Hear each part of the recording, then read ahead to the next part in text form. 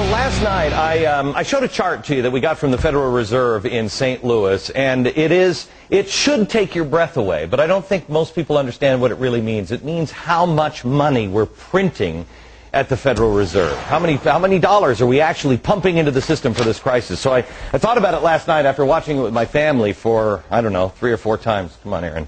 And I watched it with my family, and they said, Dad, I don't even know what that means. What does that mean? So I thought, there's another way that I could show this to you. There's another way that, at least Al Gore did it with a slideshow, and now everybody thinks that that's true. So why don't we show you some true stuff on the slideshow? And actually, because, you know, we're a 5 o'clock show, we're cheap, we had to go borrow Sean Hannity's set, so we're going into Sean's. Shh, we'll be very, very quiet.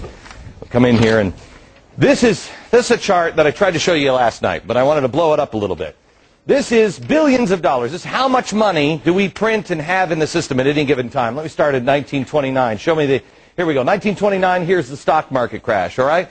Now, if you see, we were on the gold standard, so we couldn't print much more money. We had the stock market crash, but we didn't do all of the stuff that we're doing now, just printing money. Go ahead, step to the next thing. Then we go up to 1941. That's the Great Depression. Still haven't pumped a lot of money into the system because, again, on the gold standard. Then we have World War II, and we take this all the way to 1965. You'll see it comes up. We had 2 wars. We had World War II, and we also had the Korean War. In 1965, we were having the Vietnam War, but here's where it gets sticky. Because we had all these wars, and we tried to dogpile on with the Great Society. Well, how are we going to pay for all that? Well, in 1971, Richard Nixon says, why don't we get rid of the gold standard? So that way, we can just print whatever we want. But we promise the rest of the world, oh, no. We'll never print too much. Really, we're good for it. I mean, look at our record here. We don't do that. Great Society kicks in, and look what happens. Next point, please. Look how we've devalued our money. This is up until 2000 when we have the Y2K scare, where everybody's like, bury your food and grab your cash. The computers are going down. That's why the government put this little spike here. If you see that little spike, goes up because they just dump a lot of cash into it, and then they bring it back in. They pull it back in. But it's difficult to pull things back in, especially when you have a horrible event like 9/11. Next stop is 9/11. You'll see it's just a little spike back up just a little bit. Remember how everybody was freaked out that the world was coming to an end? Do your patriotic duty. Go spend. Go out there and get into the stock market. Well, we did.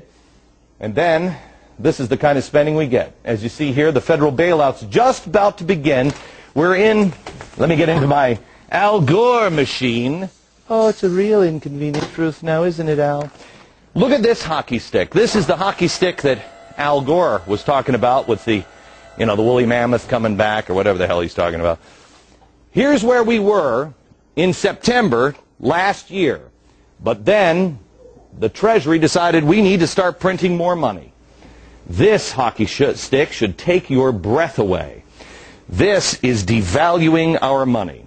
You know, Al Gore said global warming is not a political issue, it's a moral one. Thomas Jefferson said doing this to our children is immoral. And I agree with him. We have pumped all of this money in and devalued our money. How is it not going to be worthless? This has never, ever been done by anybody ever before. Please share this video with everybody you know, all your friends. Please go to foxnews.com/Glenn Beck. We're going to make this available for you. Pass it on to your friends. This is real trouble. Not in 1,000 years. Perhaps in the next year. Back in a